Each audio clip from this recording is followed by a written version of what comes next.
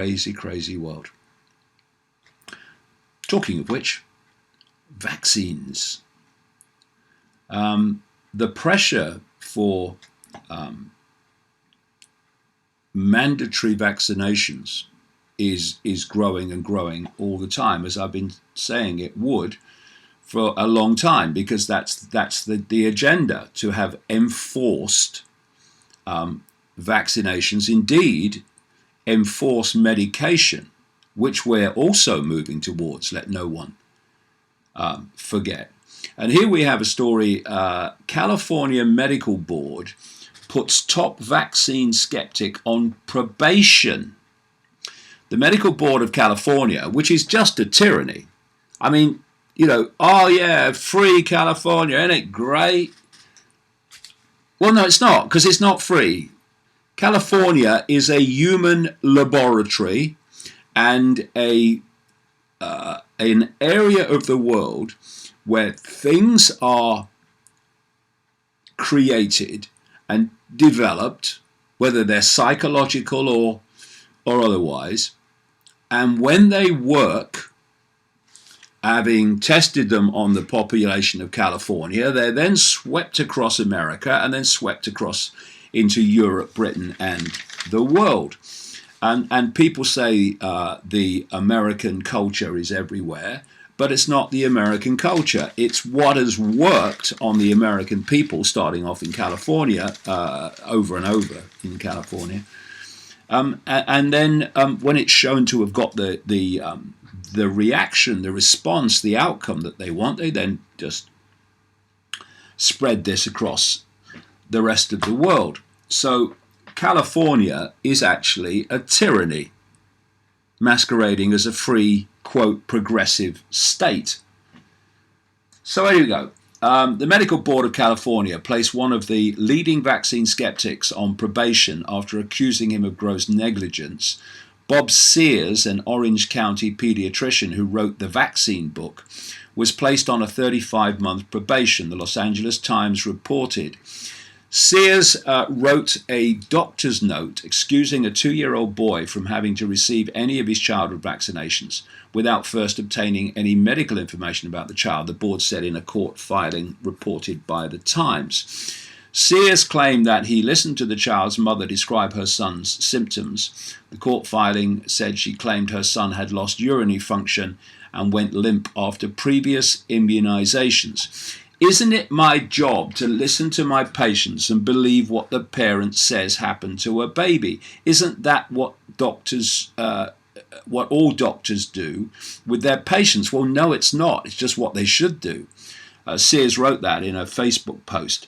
After all, I don't want a child to receive a medical treatment that could cause harm. I'm going to do no harm every time. But of course, that is what Big Pharma is doing all the time. It's causing harm.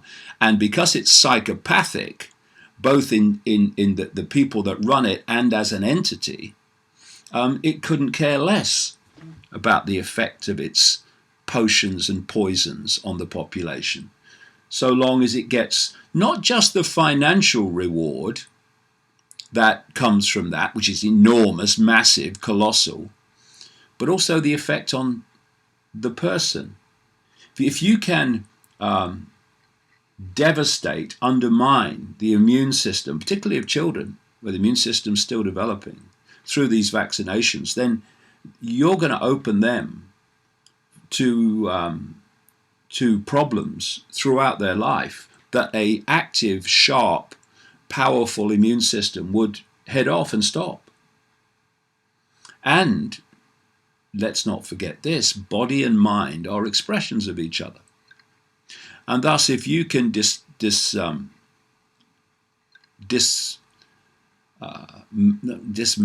I suppose that is a word in its extreme, dismantle, but if you can distort the workings of the body, then you also affect the mind and the ability of the brain to process clearly and with clarity and process it in terms of seeing it for what it is. You also affect that, because these chemicals in food don't just affect the body in its, quote, physical level. They affect the way the body processes information. Thus, they affect the mind.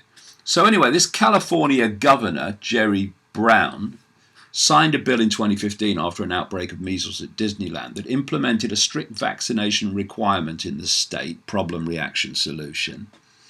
The law phased out exemptions for people who cited personal or religious beliefs, and that's where they want to go with everyone, because like I say, it's not just about enforced vaccinations. We're moving towards enforced medication, which absolutely is designed to target the mind and turn people into unquestioning, unchallenging zombies. That's what the whole movement, the totalitarian tiptoe stepping stone process we are looking at, is designed to do.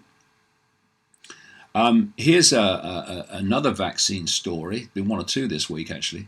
Vaccinated children are more likely to develop OCD and other anxiety disorders. So here again, we're coming, and I know this story was coming next in the list, but it's very appropriate that it does, because it's what I've just mentioned.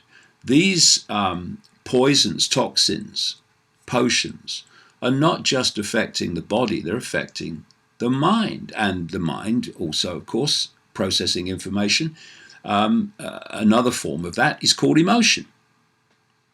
A recent study, this story goes, led by researchers from 2 Ivy League universities, found a link between vaccines and the onset of anxiety and other related disorders. This shocking find, well, shocking if you don't know what's going on, shocking if you only listen to the mainstream version of everything in terms of medicine and health. This shocking find once again calls vaccine safety into question, though the mainstream media and other pharma shrills are loath to admit it. Even the World Health Organization has quietly admitted that anxiety-related reactions following vaccination are a growing phenomenon, yet little is being done to rectify the issue. Vaccine dogma and British and Big Pharma are so powerful that even with mountains of evidence showing harm, the powers that be continue to look the other way, all the while pushing for even more vaccinations at seemingly ever younger ages. Researchers from Yale School of Medicine and Penn State School of Medicine teamed up to examine the effects vaccination has on mental health in children.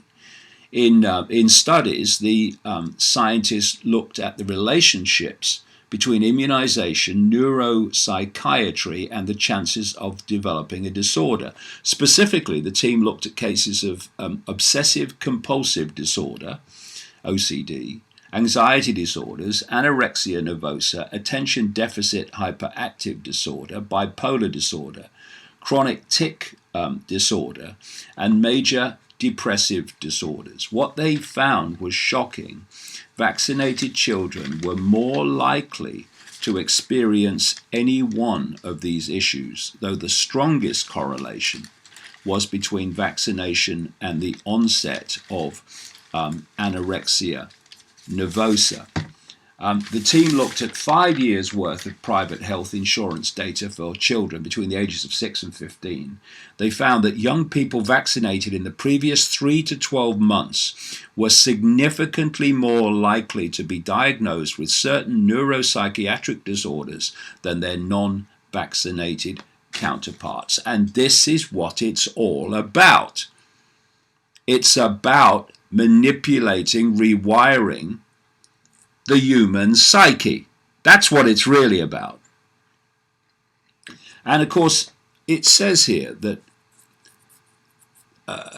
the powers that be continue to look the other way from the evidence that this is happening, while Big Pharma is pushing for even more vaccinations at seemingly ever younger ages. And it's because it's the agenda. That's why they're looking the other way. And so instead of saying there's a problem here, clearly, so what's causing it, you just pass laws that enforce mandatorily what's causing it. And then you target, as with this doctor here in this story that I mentioned a few minutes ago, you target those that are exposing it, and you stop their ability to warn people about what's going on.